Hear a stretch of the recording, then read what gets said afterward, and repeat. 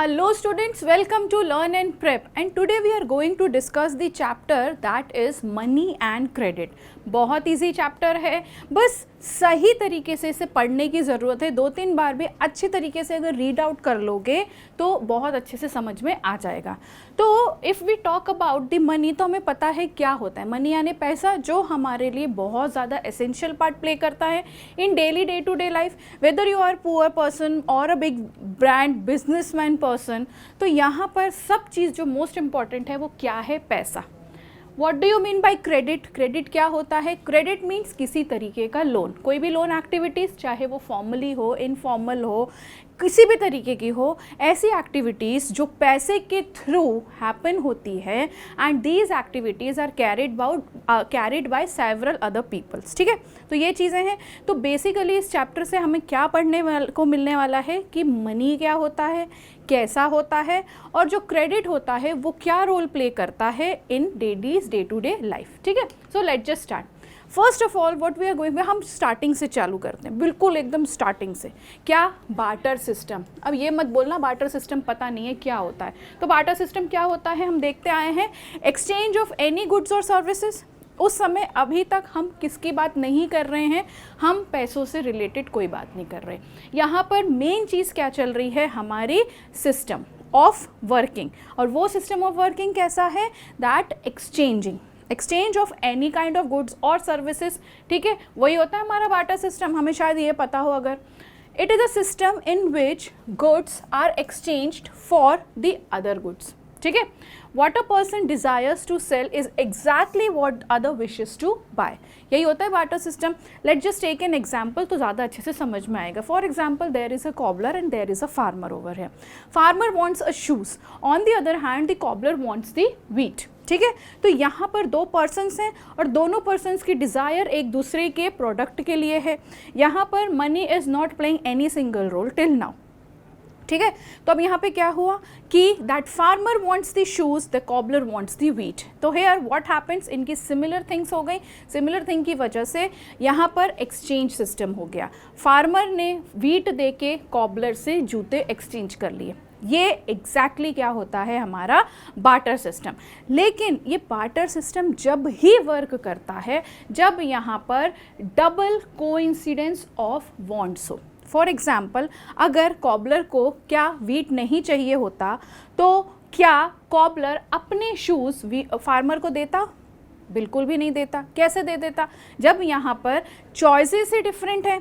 On the other hand, अब यहाँ पर हमारा बेस्ट एग्जाम्पल ये किस में सूट हो रहा है, फार्मर और कॉबलर का, जब दोनों की जो डिज़ायर्स थे, जो नीड्स थे, जो वांट्स थे, वो एक जैसे थे। ठीक है, similar things they wanted of other things. ठीक है, in a barter system where goods are directly exchanged without the use of money, here the use of money is not happened, है ना।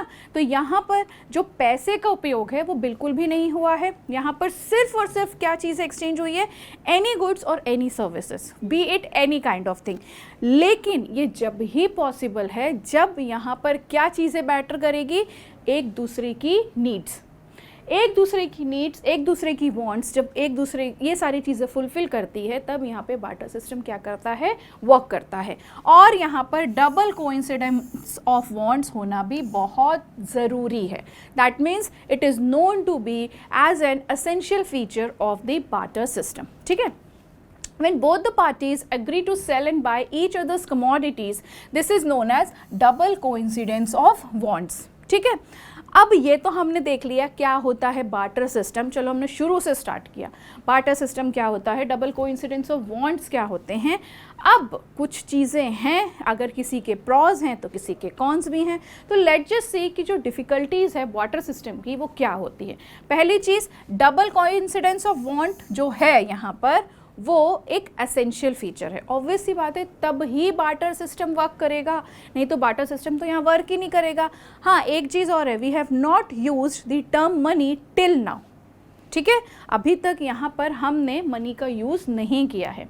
लैक ऑफ मेजरमेंट, ऑब्वियसली अब आप ये कैसे तोलोगे, कैसे बताओगे कि एक पेयर ऑफ शूज़ की जो प्राइस है एग्जैक्टली वही वीट की उस तरीके से प्राइस निकलेगी? तो यहाँ पर लैक ऑफ मेजरमेंट हो रहा है किसी भी चीज़ में। कोई भी प्रोडक्ट, कोई भी गुड्स हम एक्सचेंज करेंगे या लेंगे, डिफ़िकल्ट टू स्टोर और कीप द थिंग्स। अगर वो पर्सन की जो वांट्स है वो एक जैसी इन दोनों की नहीं है तो वो चीज़ें क्या होंगी, रखी रहेंगी यहाँ पर, वो रखी रहेंगी तो रखे रखे यू डोंट नो कि ये चीज़ें कब फुलफिल होंगी। So these are some of the difficulties which used to be faced by the barter system. Yes, I'm telling which used to be faced. Why I have used the past tense? Because आज की date में with the changed environment, the scenario has changed, more methods have been introduced. तो यहाँ पर जो barter system है वो एक टाइम पे जब बहुत ज़्यादा असेंशियल फीचर हुआ करता था, जब यहाँ पर पैसे का कोई यूज़ नहीं होता था। अब ये बोलोगे कि पैसे तो मतलब अभी इंट्रोड्यूस हुए, तो बेटा ऐसी बात नहीं है।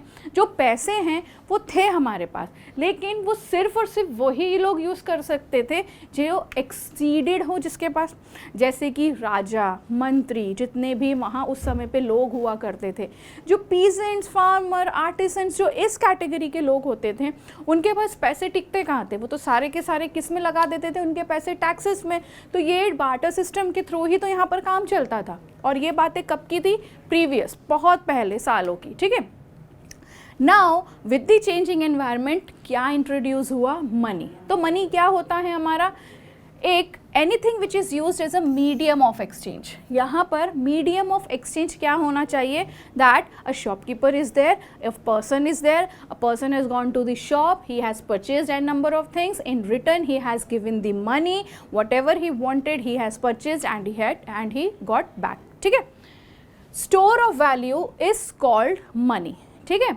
The use of money spans a very large part of our everyday life. A person holding money can easily exchange it for any commodity, any service that he or she wants. For example, if I want to purchase a car, तो मेरे पास पैसे होंगे तभी मैं car purchase कर पाऊंगी।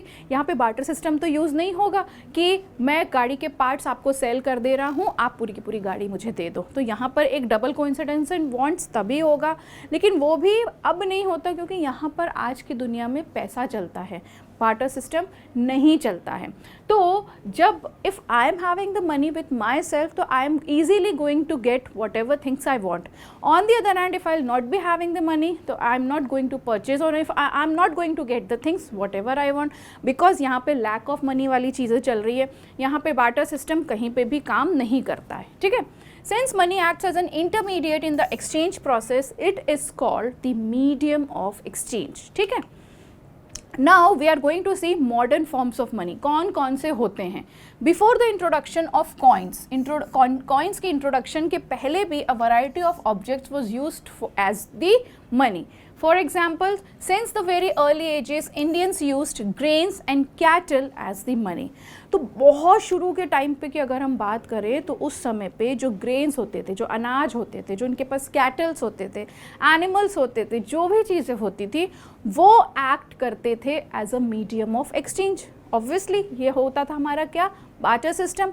With the changing things, यहाँ पर डेकेड्स बदले, टेक्नोलॉजीज़ बदली, मनी का इंट्रोडक्शन हुआ। अब मनी यहाँ पर कैसी बात करनी वो हम देखेंगे कौन कौन से, लेकिन उस समय पे भी कॉइन्स होते थे। कॉपर के कॉइन्स हो गए, गोल्ड के कॉइन्स हो गए, सिल्वर कॉइन्स हो गए, ये सारे कॉइन्स होते थे, ठीक है।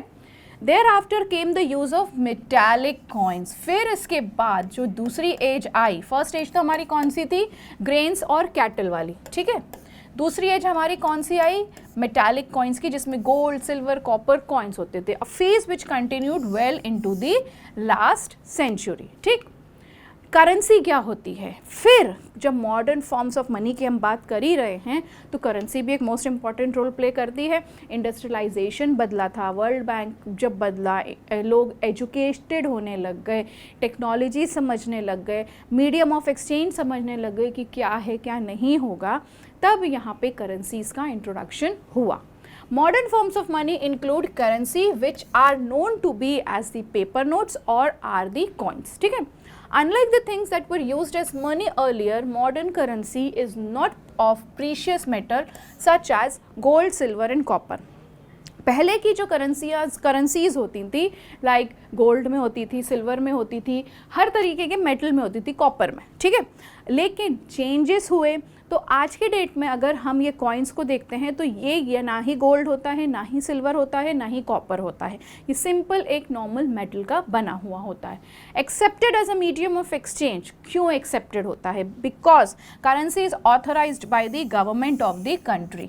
जहाँ पर गवर्नमेंट बैठेगी वहाँ पर वो अपने हिसाब से काम करेगी, तो करेंसीज का भी इंट्रोडक्शन हुआ। अब पैसों से रिलेटेड जितने भी मैटर्स हैं वो सारा का सारा, if we talk about the country India, तो यहाँ पे कौन देखता है? The Reserve Bank of India, who issues the currencies, ठीक है, करेंसी नोट्स इश्यूज करती है ऑन बिहाफ। अब ये जो गवर्नमेंट है, ये कौन सी गवर्नमेंट होती है? हमारी central government. As per Indian law, no other individual or organisation is allowed to issue the currency. तो यहाँ पर क्या है? आरबीआई है जो मेन ओनर है ऑफ इशूइंग द करेंसी, जो सेंट्रल गवर्नमेंट ने उनको ऑथराइज करके रखा है कि this particular making of the currency is totally going to be done by your department, जो आरबीआई है, that is Reserve Bank of India. No other institution or any kind of organization, be it any kind of bank, is not allowed to do these kind of activities, ठीक है।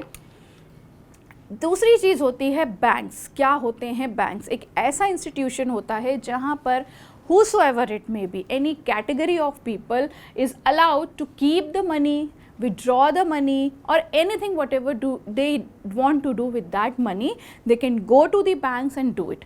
ये आज से नहीं, शुरू से ही चले आ रहे हैं। बैंक्स फैसिलिटीज़, बहुत अच्छी फैसिलिटीज़ प्रोवाइडेड करी गई है for the citizens of the country wherever they are living in and around the world, ठीक है। The other form in which people hold money as deposits with the bank, पहले तो क्या होता था, लोग अपनी ही तिजोरी खजाने बना लेते थे और उसमें पैसे रख देते थे, लेकिन समय बदला, लोगों के यहाँ चोरियाँ भी होने लगी, चोर बदले, चोर बढ़ गए, तो यहाँ पर बैंक्स इंट्रोड्यूस करे गए, जिससे कि चाहे वो सैलरीड पर्सन हो, कोई भी पर्सन हो, पुअर पर्सन हो, पुअरेस्ट ऑफ द पुअर हो, अकॉर्डिंगली वो क्या कर सकता है, अपने जो भी पैसे हैं, बी इट 100 200 से लेकर जो करोड़ तक पैसे जाते हैं, वो सारे के सारे बैंक्स में आप स्टोर करके रख सकते हो। In return banks are going to give you some kind of interest. भाई हम अपने पैसे तुम्हारे पास रख रहे हैं, तो तुम उसको क्या करोगे? सेव करके रखोगे। अब तुम्हारे पास भी वो पैसे बढ़ेंगे, तो क्या होता है, बैंक हमें क्या करती है? इंटरेस्ट प्रोवाइड करती है। फॉर एग्जाम्पल, अगर मैंने 10,000 डाला 5 साल के लिए, तो वो 10,000 नहीं, कुछ और बढ़ के ही जो भी रेट ऑफ इंटरेस्ट उस समय पे चल रहा होगा उसको बढ़ाकर ही देंगे। At a point of time, people need only some currency for their daily day-to-day needs. For instance, workers who receive their salaries at the end of each month have extra cash at the beginning of the month. What do people do with the extra cash? They deposit it with the banks by opening a bank account in their name. कोई भी person हो, यहाँ तो workers की बात हो रही है, कोई भी पर्सन जो चाहता है कि इतने पैसे मेरे पास रहते हैं और पर्टिकुलर अमाउंट मेरे पास जो है वो बचता है, ये मैं सेव करके रखना चाहता हूँ, तो ये लोग क्या करते हैं, बैंक्स में जाते हैं और अपने नाम से जो फॉर्मेलिटीज़ होती है वो पूरी करते हैं और वहाँ पर अकाउंट अपना ओपन कराते हैं। Banks accept the deposits and also pay an amount on that particular amount as the interest on that particular amount. In this way, people's money is safe with the bank and it earns as amount जो भी वो interest earn करते हैं। People also have the provision to withdraw the money as and when they require. तो यहाँ पे ज़रूरी नहीं है कि अगर आज मैंने पैसा डाला तो मैं कल पैसा नहीं निकाल सकती हूँ, ऐसा बिल्कुल भी नहीं है। आज मैंने पैसा डाला, मैं कल भी निकाल सकती हूँ, हो सकता है मैं शाम तक भी पैसे निकाल लूँ, कोई दिक्कत नहीं, it is totally your money. हाँ, लेकिन रही बात इंटरेस्ट की, जो बैंक प्रोवाइड करता है वो ऑब्वियसली बात है नहीं देगा, वो तो कुछ जो टाइम पीरियड उन्होंने अलॉट किया है, आपने उन्होंने, उस टाइम पीरियड के अकॉर्डिंग ही क्या करा जाएगा, ये इंटरेस्ट दिया जाएगा, ठीक है। Sometimes payment been made by cheques instead of the cash. Cheque क्या होता है वो हम आगे देखेंगे। For payment through cheque, the payer who has an account with the bank makes out a cheque for a specific amount. A cheque is a paper. क्या होता है चेक? एक ऐसा पेपर होता है इंस्ट्रक्टिंग द बैंक टू पे अ specific amount from the person's account to the person in whose the name the check has been issued, ठीक है, ये चीज़ हो गई।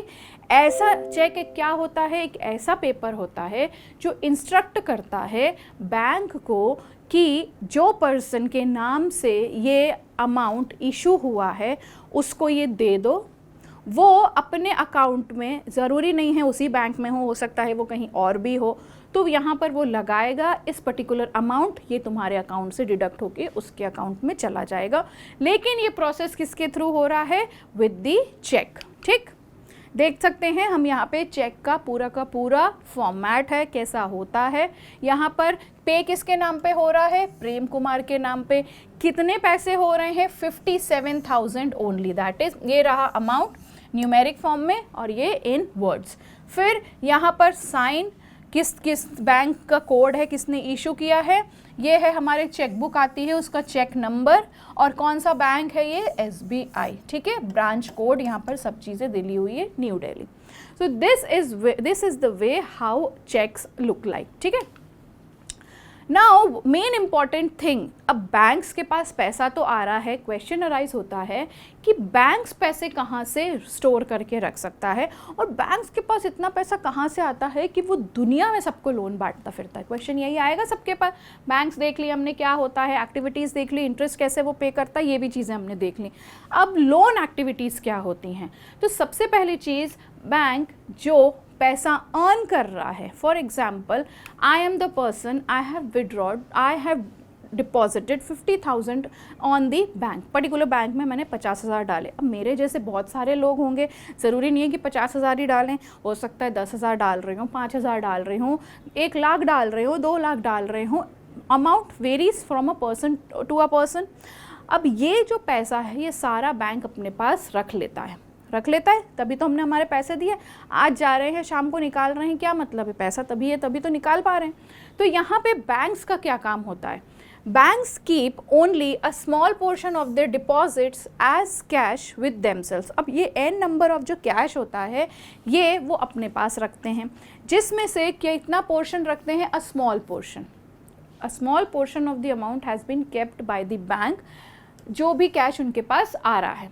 ठीक है, उसके बाद for example banks in India these days hold about 15%, मतलब वो कितना परसेंट रख सकते हैं अपने पास, holds about 50% of their deposits as the cash. ठीक है, this is kept as provision to pay the depositors who might come to withdraw money from the bank on any given day. तो ये पैसा वो 15% जो है वो अपने पास कैश रख रहा है, वो सिर्फ और सिर्फ इसलिए रख पाता है या रखता है क्योंकि पता नहीं है कब किसको पैसे की ज़रूरत पड़ जाए और कब कौन अपना पैसा लेने आ जाए या इशू कराने आ जाए। ठीक है, तो यहाँ पर 15% तो बैंक ने अपने पास रख लिए। अब यहाँ पर बैंक एक ऐसी फैसिलिटी प्रोवाइड करता है जिसको कहा जाता है लोन, कहा जाता है क्रेडिट। ये क्रेडिट क्या करता है, फॉर एग्जाम्पल किसी को अपना बिजनेस रन करना है, किसी को हाउस परचेज़ करना है, किसी को गाड़ी परचेज़ करनी है। आज की डेट में तो भाई फ़ोन्स तक के लिए लोन लिए जाते हैं। तो यहाँ पर लोन, चलो फ़ोन्स का तो एक क्राइटेरिया अलग हो गया, लेकिन मेन चीज़ें जैसे किसी को बिज़नेस सेट करना है, किसी को घर लेना है, तो यहाँ पर अब उनके पास उतना पैसा तो नहीं है। फॉर एग्जांपल 10-20 लाख का आजकल वैसे घर नहीं आता है, लेकिन चलो एक एग्जांपल के तौर पे हम इसे देख लेते हैं।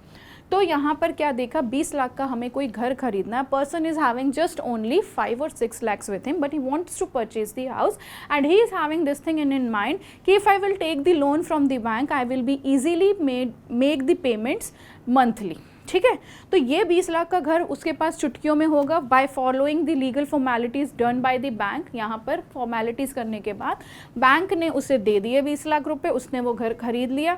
और अब यहाँ पर 20 लाख रुपए नहीं, चलो उसके पास 5-6 लाख थे, तो उसने बैंक से 15 लाख का लोन करवा लिया। लोन कराने के बाद बैंक ने कुछ फॉर्मेलिटीज़ पूरी कराई, वो हम आगे देखेंगे कौन कौन सी फॉर्मेलिटीज़ कराई। और यहाँ पर क्या किया, पैसे मिल गए बैंक से पर्सन को, पर्सन ने पैसा उसको दे दिया जहाँ से उसने घर खरीदना था, यहाँ पे मामला सेटल हो गया। अब हर महीने की क्या होगी, every month the person is going to pay some amount, जो भी उसका 15 लाख का अमाउंट आया होगा उसका मंथली बेसिस जाएगा। प्लस अब यहाँ पर एक सिचुएशन, एक चीज़ें और है, the bank is going to charge the interest from that person because the bank has given the loan amount. तो ये जो interest amount जो पर्सन से या किसी भी चीज़ से बैंक कमाता है, जो इंटरेस्ट आता है, वो बैंक की अर्निंग कहलाती है. ठीक है, समझ में आया? Since any particular day some of its many depositors come to withdraw cash, the bank is able to manage with the cash. ये तो हो गया कैश का part. Bank use the major portion of the deposits to extend the loans. This is the huge demand loans for various economic activities. ठीक है, banks make sure the deposits to meet the loan requirements of the people. ठीक है, जैसा कि हमने example देखा. In this way banks mediate between those who have surplus funds, जो depositors हैं जिनके पास बहुत ज़्यादा अमाउंट आता है, जो रोज़ आते हैं, रोज़ विड्रॉ करते हैं, जिसको कहा जाता है depositors, and those who are in need of the funds, जिसको कहा जाता है बोरोवर्स. ठीक है, bank charge a higher interest rate on loans than what they offer on deposits. ये सबसे बड़ी चीज़ है कि जब पैसा हम डाल रहे हैं बैंक में, तो बैंक उसमें कम रेट ऑफ इंटरेस्ट देता है हमें. ठीक है, बी इट 4 to 5%. लेकिन जब यहाँ पर बैंक हमें पैसा दे रहा है तो वो higher rate of interest charge करता है, चाहे वो 8 हो, 10 हो, 12 हो, 15 हो, इतना % वो चार्ज करता है. ठीक है, the difference between what is charge from the borrower and what is paid to the depositors is their main source of income. ठीक है, जो main source of income bank की क्या होती है, जो इंटरेस्ट वो पर्टिकुलर पर्सन से एज अ लोन देने के बाद जो ले रहे हैं वो होती है.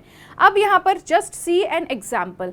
ये हैं depositors, people make deposits, people make withdrawals and get the interest. तो ये पार्ट तो हमारा हो गया, ये रहा बैंक हमारा. ठीक है, उसके बाद यहाँ पे क्या है, अब जो बैंक है, अब पीपल भी वही है, पीपल टेक लोन्स. यहाँ पर कौन कहला रहा है, borrowers, because people are going to take the loan from the bank. ठीक है, people repay loans with interest. लेकिन ये इंटरेस्ट और ये इंटरेस्ट जो है, ये और ये जो इंटरेस्ट है, इसमें बहुत ज़्यादा डिफरेंस होता है. ठीक है, 2 डिफरेंट क्रेडिट सिचुएशंस. चलो अब हम ये क्रेडिट सिचुएशंस देखते हैं जो मोस्ट इंपॉर्टेंट है. कभी कभी केस स्टडी के टाइप से भी क्वेश्चन आ सकता है पेपर में, तो ध्यान से, हमारे एनसीईआरटी में दिया हुआ है ये पूरा का पूरा स्टोरी, तो वो हमें ध्यान से पढ़ना है. क्रेडिट, पहली चीज़ तो क्रेडिट क्या होता है, किसी भी तरीके का लोन. ठीक है, ये समझ में आ रहा है हमें. To an agreement in which the lender supplies the borrower with money, goods or services in return for the promise of the future payment.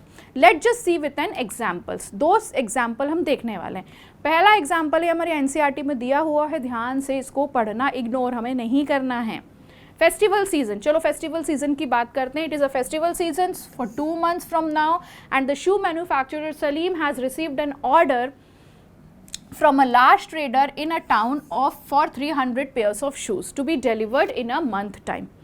To complete production on time, Salim has to hire few more workers for stitching and pasting work. He has to purchase the raw material. To meet the expenses, Salim obtains loan. ठीक है, तो यहाँ पर इसके पास एक order आता है, सलीम नाम के मैन्युफैक्चरर के पास, शू मैन्युफैक्चरर है, और उसको 3000 शूज़ एक महीने के अंदर बनाने हैं. अब 3000 शूज़ एक महीने के अंदर बनाने हैं तो उसके लिए उसको मटेरियल की ज़रूरत पड़ेगी, उसको बहुत सारे सामान की ज़रूरत पड़ेगी, like the raw materials, like this material for the stitching, for the pasting. तो यहाँ पर ये क्या करता है, ये और वर्कर्स को हायर करते, क्योंकि इसे अपने क्या करना है, एक टारगेट पूरा करना है. लेकिन on the other hand he is not having the money भी नहीं है, इतना सारा अमाउंट कहाँ से आएगा, और कोई रखता भी नहीं है. तो सलीम क्या करता है, ऑब्टेन लोन करता है फ्रॉम द 2 sources, 2 जगहों से ये अपने लोन को लेता है. फर्स्ट ही asked the leather suppliers to supply leather now. Leather supplier के पास जाता है और उसको बोलता है कि लेदर सप्लाई करो अभी, and promises to pay him later. पैसे तुम मुझे सामान दे दो, लेकिन मैं तुम्हें जो पैसा है वो मैं तुम्हें 1 महीने बाद ही दे पाऊंगा. ठीक है, तो यहाँ पर क्या जाता है, सप्लायर कर लेता है, अग्री हो जाता है इन चीज़ों पे. ठीक है, second he obtains loans in cash from the large trader. अब जिस ट्रेडर ने उसको इतना बड़ा कॉन्ट्रैक्ट दिया है उससे भी तो वो कुछ अमाउंट लेगा. क्यों, क्योंकि यहाँ पर क्या होगा, पैसा आएगा तभी तो वो काम करके देगा. तो यहाँ पे वो क्या करता है, as an advance payment of 1000 shoes. 3000 shoes बनाने थे, उसने 1000 शूज़ के क्या कर लिए, एडवांस पेमेंट ले ली, off with a promise deliver the whole order by the end of the month. At the end of the month, Salim is able to deliver the order, make a good profit and repay the money that he had borrowed from the leather supplier also. और जो भी पैसा जो बचा हुआ था अपना profit का, किससे, या प्रॉफिट का बोल लो या बिजनेस का बोल लो, 3000 शूज़ के 2000 शूज़ के जो पैसे बचे हुए थे उससे वो प्रॉफिट भी कमा लेता है, वर्कर्स को भी पैसा दे देता है और ट्रेडर को भी, यहाँ पर जिसको भी लेदर सप्लायर को भी वो उसका पेमेंट वापस कर देता है जो भी उसने अमाउंट लिया था। और इस तरीके से क्या हो जाता है, धीरे से पूरी चीज़ें सेटल हो जाती हैं। तो यहाँ पे ये चीज़ तो देख ली फेस्टिवल सीजन की। फेस्टिवल सीजन में यहाँ पर क्या हुआ, credit therefore plays the vital and positive role in this situation. किसी को कुछ भी नुकसान नहीं हुआ, कोई भी लॉस नहीं हुआ, जो पैसे नहीं भी थे उसके बाद भी चीज़ें मैनेज हो गई और साइमल्टेनियसली काम भी बन गए, प्रॉफिट भी जनरेट हो गया। तो यहाँ पे पहले सिचुएशन हमने क्या देख ली, या पहली स्टोरी हम बोल सकते हैं क्या हो गई, plays a vital and positive role in this situation. Next situation हम देखते हैं स्वप्ना की, एक फार्मर की। ठीक है, नॉर्मली कोई भी फार्मर हो, कोई भी पीजेंट्स हो, इन सारे के साथ ये दिक्कतें हमेशा रहती हैं। चलो देखते हैं क्या दिक्कत है। सपना, a small farmer, grows groundnut on her 3 acres of land. She takes a loan from the money lender to meet the expenses of the cultivation, hoping that her harvest would help repay the loan. Midway through the season, the crop is hit by pest and the crop fails. तो यहाँ तक तो story में ये चल रहा था कि स्वप्ना एक स्मॉल फार्मर है, उसने क्या उगा के रखे हैं, मूंगफलियाँ, ग्राउंडनट, उस किस में, 3 एकड़ के लैंड में, जिसको उगाने के लिए उसने पैसे लोन लिया हुआ है, जिससे कि वो ये बोल पा रही है कि हार्वेस्टिंग के टाइम पे I am going to repay your money. ठीक है, लेकिन क्या होता है, बीच में ही, जब हार्वेस्टिंग के बीच में ही क्या होता है, उस फसल में कीड़े लग जाते हैं और वो क्या हो जाती है, फेल टू ग्रो हो जाती है। Though Sapna sprays her crops with expensive pesticides, it makes little difference. भले ही उसने क्या किया होगा, पेस्टिसाइड्स भी लगा के दिए होंगे, लेकिन उससे कोई फ़र्क नहीं पड़ा। She is unable to repay the money lender and the debt grows over the year. Obviously बात है, पैसे ही नहीं होंगे पैसे तो भाई वो कहाँ से ला के देगी। तो यहाँ पर क्या होता है, 1 साल के लिए उसके ऊपर जो पैसा था वो वापस से चढ़ जाता है कि भाई इसके साथ तुम्हें इतना इंटरेस्ट भी मुझे देना है, क्योंकि तुम इस साल वो पैसे मुझे नहीं दे पाई थी। Next year Swapna takes a fresh loan. अब अगले साल भी क्या करती है स्वप्ना, हार नहीं मानती है, वो क्या करती है, वो बोलती है कि मैं फिर से लोन लेके फिर से कल्टीवेशन करूँगी। ठीक है, it is a normal crop this year. तो इस साल वो सारी चीज़ें नॉर्मली चल रही थी, but the earnings are not enough to cover the old loan. क्या हुआ, उसकी थिंकिंग क्या थी, दैट पर्टिकुलर ईयर में जो भी हार्वेस्टिंग होगी उससे मैं लोन चुका दूंगी और नेक्स्ट ईयर के लिए वापस से ले लूँगी। लेकिन उसके साथ क्या सिचुएशन हुई कि यहाँ पर वो इस साल भी नहीं चुका पाई और अगले साल जो हुआ, जो भी पैसा हुआ उसको पहले अपना प्रीवियस लोन चुकाना है, तो उसके ऊपर तो डेट और ही बढ़ गया ना, उधार और बढ़ गया। She has to sell a part of the land to pay off the debt. तो अल्टीमेटली वो क्या करती है, उस 3 एकड़ ऑफ लैंड में से कुछ अमाउंट ऑफ जो लैंड है, कुछ पर्टिकुलर लैंड है, जितना उसका अमाउंट उसको देने के लिए बैठ रहा था मनी लेंडर को, उसको सेल आउट कर देते, because she was unable to repay that particular loan. तो यहाँ पर क्रेडिट क्या रोल प्ले कर रहा है, credit in this case pushes the borrower into a situation from which the recovery was very much painful. क्यों पेनफुल हुई, क्योंकि जो सोचा था वो हुआ नहीं, उसके अलावा क्या हो गया, डबल से उसको क्या देना पड़ गया, रेट ऑफ इंटरेस्ट देना पड़ गया, पैसा देना पड़ गया, प्लस उसके पास लैंड भी नहीं बचा। तो ऐसी सिचुएशन बैंक्स के पास अगर आती है तो पहली चीज़ तो बैंक कभी भी इनफॉर्मल तरीके से लोन नहीं देता है। हम देखेंगे फॉर्मल इनफॉर्मल क्या होता है। दूसरी चीज़ क्या है, हम अब देखेंगे जो बैंक का प्रोसीजर हमने देखा था जब घर खरीद रहा था वो पर्सन, तो उसने कुछ फॉर्मेलिटीज़ पूरी करी थी। आओ देखते हैं ये फॉर्मेलिटीज़ क्या होती हैं, जिसको कहा जाता है terms of credit. Collateral security क्या होती है, collateral security, every loan agreement specifies an interest rate which the borrower must pay to the lender along with the repayment of the principal. जो भी अमाउंट है प्लस उसके साथ जो interest देगा वो पूरा का पूरा उसका प्रिंसिपल अमाउंट के साथ मिलके आएगा, प्रिंसिपल इंटरेस्ट जो भी आएगा पूरा अमाउंट।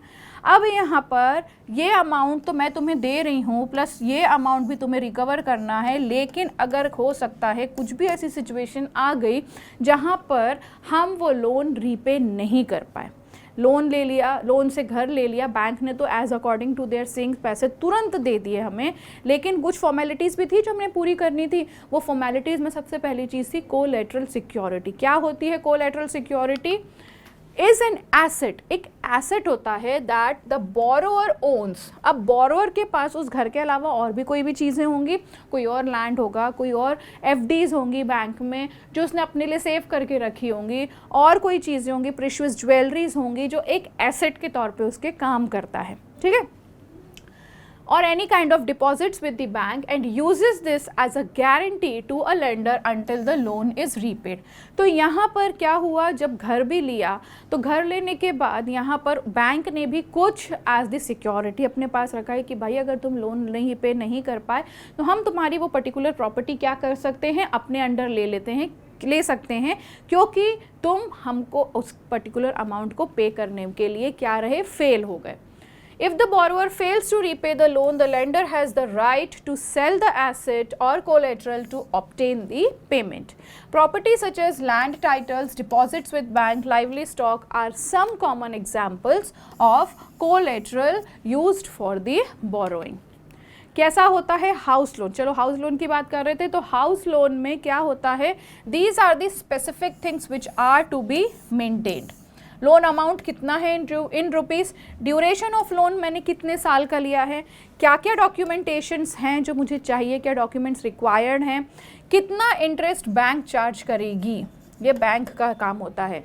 मोड ऑफ रीपेमेंट क्या होता है, अगर मैं पेमेंट नहीं दे पाई तो उसका मैं किस तरीके से अमाउंट पे करूँगी एज दी कोलेट्रल, ठीक है। तो this is an example of a house loan.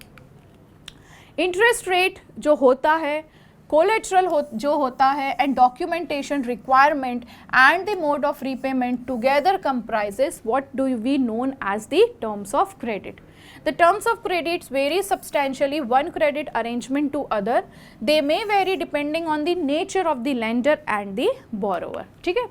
अब हम देखेंगे फॉर्मल और इनफॉर्मल सोर्सेस ऑफ क्रेडिट क्या क्या होते हैं। पहली चीज़ फॉर्मल की, जहाँ भी वर्ड आ रहा है formal, that means it is going to be an organised one.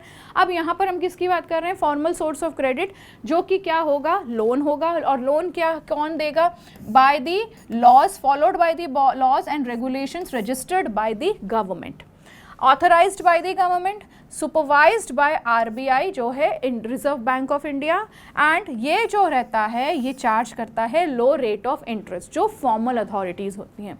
Informal authorities कौन कौन सी होंगी, include all the small and scattered units that are typically beyond the control of the government. इसमें गवर्नमेंट का control बिल्कुल भी नहीं होता है। अनऑथोराइज्ड सोर्सेज होते हैं, कौन कौन से, not supervised by any kind of authority, जहाँ पे फॉर्मली यहाँ पर कौन कर रहा था, RBI. Charge higher rate of interest, कौन कौन से होंगे, यहाँ तो बैंक्स हो गए, यहाँ पे हो सकता है मनी लेंडर्स हों, जो हमारे रिलेटिव्स हों, या जो भी हों जो इनफॉर्मल तरीके से हमें लोन्स प्रोवाइड करते हैं। नेक्स्ट आता है हमारा सेल्फ हेल्प ग्रुप्स, जो मेनली फॉर द पुअर से, and specially it is for the women's.